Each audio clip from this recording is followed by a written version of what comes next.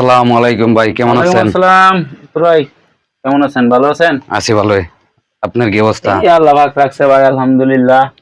কি অবস্থা আমির ভালো আছো ভাই? কাশেম ভাই? ভালো আছি, ভালো আছেন? বসো। কি করতেছিলেন?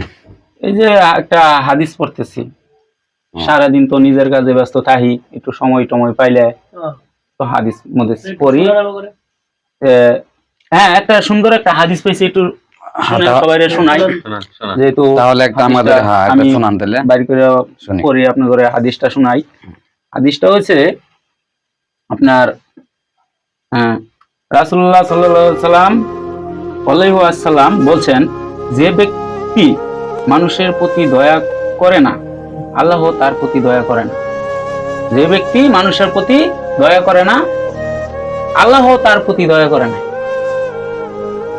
দয়াশীল হও, তাহলে তোমার দয়া পাবে।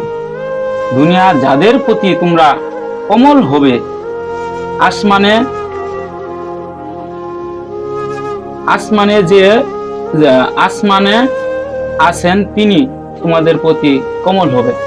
মানে আসমানে যিনি আছেন বলতেছে তিনি তোমাদের প্রতি কোমল হবে। সুবহানাল্লাহ। সুবহানাল্লাহ।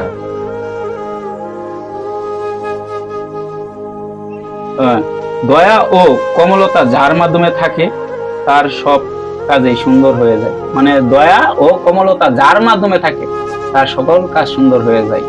সুবহানাল্লাহ। সহিহ